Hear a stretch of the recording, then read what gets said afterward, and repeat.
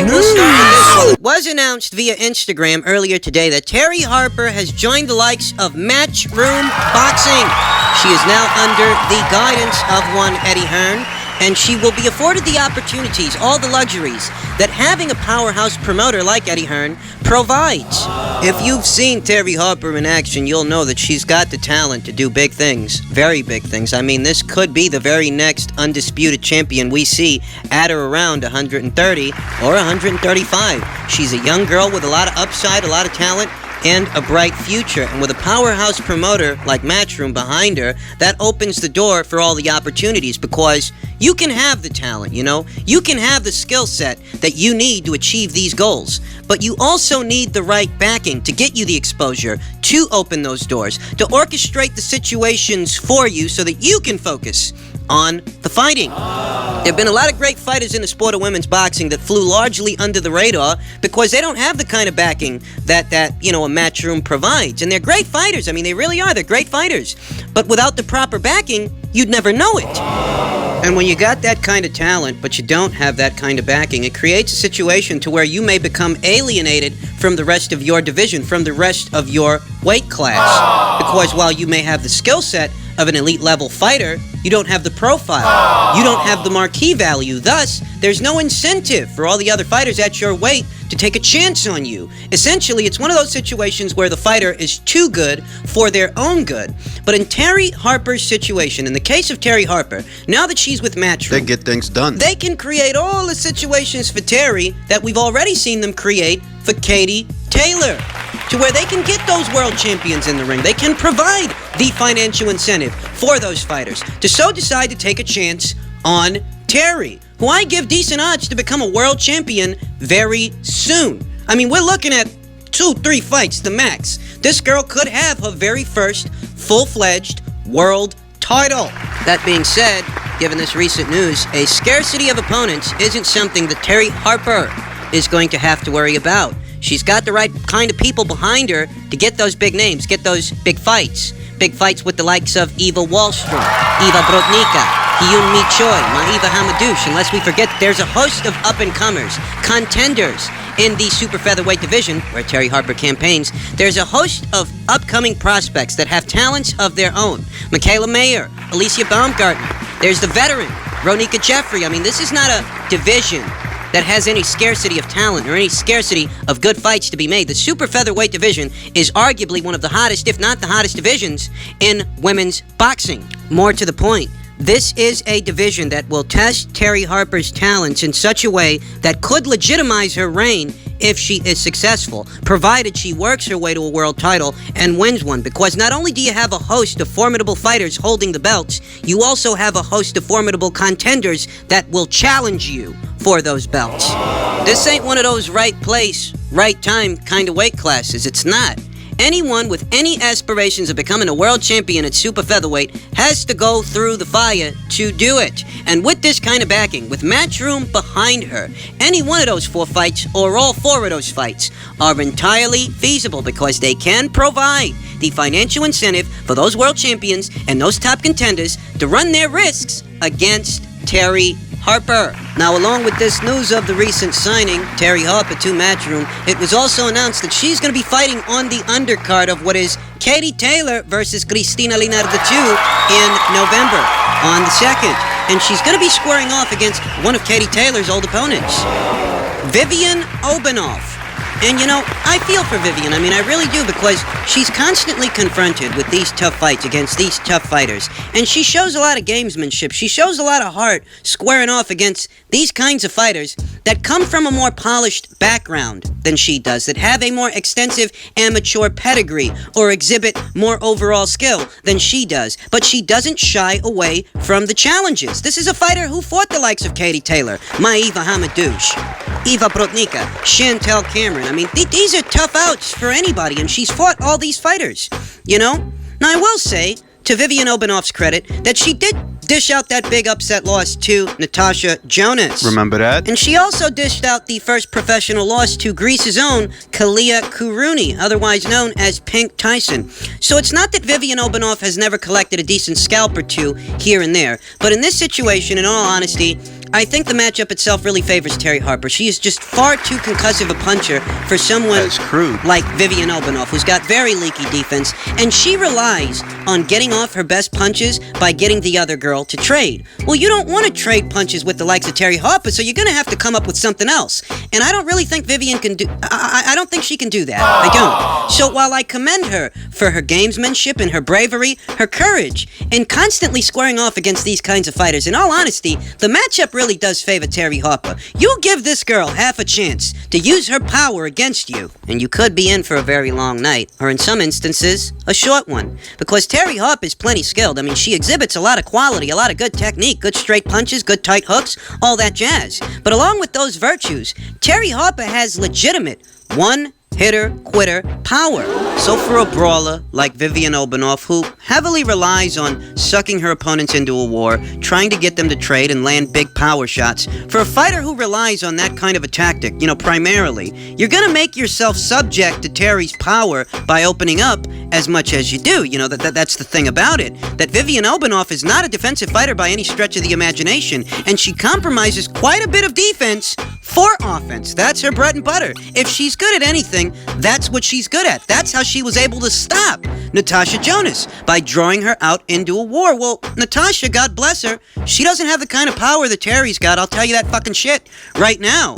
So, in all honesty, I'm picking Terry Harper to win this fight by way of knockout or technical knockout. And given how hard she hits, it may not even take that long to do it. So, keep your eyes peeled out for this on November 2nd. The unstoppable juggernaut Terry Harper squares off against Vivian Obenauff in her Matchroom debut. Moving on. We finally have insight into where exactly the Wilder versus Ortiz rematch will land. Interesting quotes from one Stephan Espinoza of Showtime, who said, Wilder-Ortiz pay-per-view deal didn't make sense for us. We had the opportunity to distribute the pay-per-view, but the deal didn't make sense for us. Obviously, we love Deontay Wilder, and we believe Wilder versus Ortiz will be an exciting fight, but we're not going to take a disproportionate risk in order to secure it. We know the boxing market has been undergoing significant change, but it's not unprecedented. Over the years, we've seen a lot of newcomers enter the sport and try to change the marketplace, but we were here before that. We will be here after that and continue to thrive by making smart, strategic choices at the right time. An interesting excerpt from this same article reads that the Wilder versus Fury fight generated more than 300,000 buys. Espinoza wouldn't predict a buy rate, but industry insiders expect the Wilder-Ortiz rematch to produce fewer buys than Wilder versus Fury. Espinoza was quoted as saying, whether it's sports or entertainment, there are times when you have to pass on a certain deal, whether it's a film or TV series or sports rights, Espinoza said. And sometimes the best deals are the ones you don't make. That can be disappointing when you have to let a fight go somewhere else, but that's the nature of the beast. We're disappointed, of course, because of our long relationship with Deontay, but we'll continue to focus on delivering the best boxing on TV for subscribers and delivering when the time is right. The sport's biggest pay-per-views like we've been doing. Wilder and Fury have signed contracts for a rematch tentatively scheduled for February 22nd. Wilder would have to defeat Ortiz again to make a second Fury fight a reality. Espinoza declined to discuss the possibility of Showtime distributing the Wilder vs. Fury rematch along with ESPN. We've been in this sport a long time, Espinoza said. We understand this sport as well as anyone. We have the best production, we have the strongest announcer team, we know the business, and we know how to make the biggest fights. And we've done more of the sport's biggest fights than anyone else. And we didn't become the industry leader and the sport's longest running platform by taking forced risks. We became the industry leader by making smart business decisions and smart strategic decisions. That's what the Wilder-Ortiz rematch outcome was. A principled strategic decision for the long-term strategy of Showtime boxing. Now, ladies and gentlemen, what I walk away from this article thinking the most is, Stephan Espinoza is not going to hold up a sign and say, we can't keep up with the Joneses. He's not going to do that, so don't expect him to do that. Nah. But what these quotes essentially communicate is that bearing the burden of this fight, given what it's going to take to make it, what it's going to take to pay the fighters, so on and so forth, given the burden of the fight, the overall risks, and the fact that industry insiders don't think this is going to do the same numbers as Wilder versus Fury, it's a bigger risk than Showtime is equipped to deal with, at least at this point in the juncture. How much money would Showtime have to shell out to orchestrate the situation and pay the fighters versus how much they would stand to make as a result of doing so? Given that the fight, in all likelihood, might end up making less, bringing in less pay-per-view buys than Wilder versus Fury, it's a risky situation. A risky situation where they could lose millions. Could be a flop. And at this point, Showtime, as far as their boxing programming and their boxing budget, they can't afford to run those risks. It's not in the budget. Fox, they can bear that burden. They're a bigger network with more means and more money. So they're more adequately suited to carry this pay-per-view and run that risk. Take that chance. More so than Showtime. Now that doesn't change the situation. That doesn't change that this fight could end up being a money pit. That you can promote the hell out of this thing and you can throw a lot of money at it. You can pay the fighters handsomely for participating in this rematch. But at the end of the day, what makes it a money pit is that you don't know that you're going to get a return on this thing because there's no demand for it. No one was actually asking for a second Ortiz fight, for a rematch. Nobody was asking for that. There was no demand for this fight. So you go asking people for $75 for a rematch that they weren't asking for, and you might end up losing millions. You might. It could flop. Now, Fox can afford to lose a couple of millions on this thing. They can take that chance. They can afford to gamble. But at this point, Showtime can't. Not given what they already spent to land the Wilder versus Brazil fight. I told you guys before, they threw a lot of money at that fight. More money than that fight was worth. But it's not because of Wilder's earning power. It's not. It's because they were trying to keep up with DAZN. It's because they were trying to keep Wilder on their side of the street, so they had to incentivize a package for Wilder to make sure that they get that fight. But in the process of doing that, they exhausted their resources. And what's worse is they didn't actually match DAZN's $20 million offer. Really, $100 million offer, because that's what the fuck it was. But $20 million of that was specifically for that Wilder versus Brazil fight. And in the process of trying to keep up with the Joneses, Showtime exhausted their resources, overpaying Wilder for that fight because that fight wasn't actually worth that much. It wasn't. I mean, what the hell was the return on Wilder versus Brazil that you've got to pay this guy $12 million for that fight? He's not generating that from that fight, and you fucking know it. So if you paid him that, it was a strain on your budget. You paid him that kind of money for that fight, but what are you getting back from that? What did you get back from that, you know? Not a lot. I mean, the idea behind that was to make sure that Wilder doesn't stray from Showtime, that he stays on that side of the street. So they did what they had to do to land that fight, to stay in the Deontay Wilder business. But there are no assurances because we see that you spent all that money to keep that fight on that side of the street, and the very next fight, he's going somewhere else. So you have effectively exhausted your resources.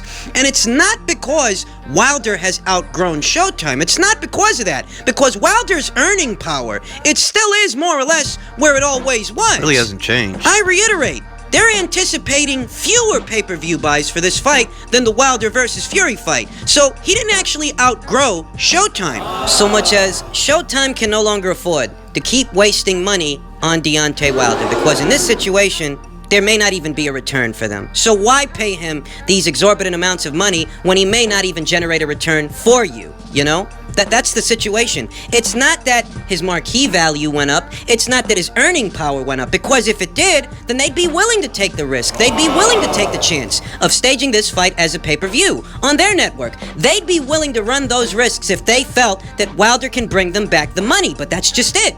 They don't think he can. So they're not going to touch this thing. They're going to let someone else have it. They're going to let someone else carry the burden of spending money trying to make Wilder into some kind of a pay-per-view star. And that someone is Fox, who can afford to take that hit in the event that this fight is a flop, that it doesn't bring in the desired amount of pay-per-view buys, that Fox, being a bigger network with more means and more money, can afford to take a chance on this more so than Showtime can, because at this point, Showtime just can't afford to keep wasting money trying to make Wilder into a star. It's not worth it. Not for them. And that's why Stephan Espinoza is characterizing this as such, that sometimes the best deal you can make is the one you don't take. And that's what's going on.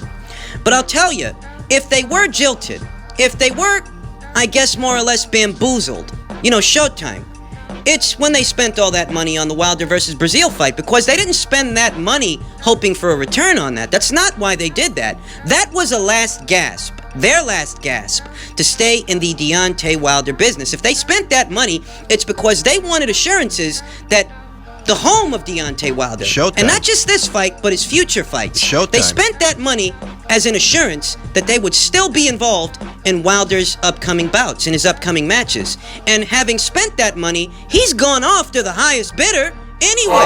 So all that crap that Stephan Espinoza was talking about, loyalty, he's loyal to Showtime, he's got these principles and all this crap. Hey, listen, Wilder's just as motivated by money as anybody else, okay? All that loyalty crap went right out the window in his very next fight, because he's going to be fighting on Fox. He's not going to be fighting for you guys. And to make matters worse, He may not come back. when it comes to the Wilder versus Fury rematch, you'll notice that Stephan Espinoza declined to comment on that. And it's because, in all honesty, that rematch might be between Fox and ESPN, not Showtime and ESPN. And this could herald the end of Wilder's On Showtime. partnership, I should say, his stay at Showtime. And it's for the same aforementioned reasons I've been telling you, that they're struggling to keep up with the Joneses, and they just cannot afford to do it. They can't stay in the race with the ESPNs, the Foxes, and the DAZNs of the boxing environment. Thus, he'd rather not say if they're going to be involved in that. But in all honesty, we can read between the lines. We can see what's going on. Ray Charles could see it. So with that, we see that the rumors were true, that the pilgrimage has begun for most, if not all, of the PBC's star fighters to make the pilgrimage over to Fox from Showtime. And where does that leave Showtime? Well, they've got 2 or 3 cards that they're going to stage, one of which is the Lubin versus Gausha fight. But ask yourself, is that really an even trade? Could Lubin versus Gausha bring them the viewership that they were getting from Wilder? I mean, do you expect almost 1 million people to tune in for Erickson Lubin versus Terrell Gausha? No way. I mean, come on. We see it's not an even trade. We see where the PBC's priorities lie. It's not with Showtime. So this could very much be the beginning of the end for Stephan Espinoza and Showtime's involvement in the sport of boxing, because I simply cannot see how they intend to carry on when PBC is migrating all their star fighters over to Fox from Showtime.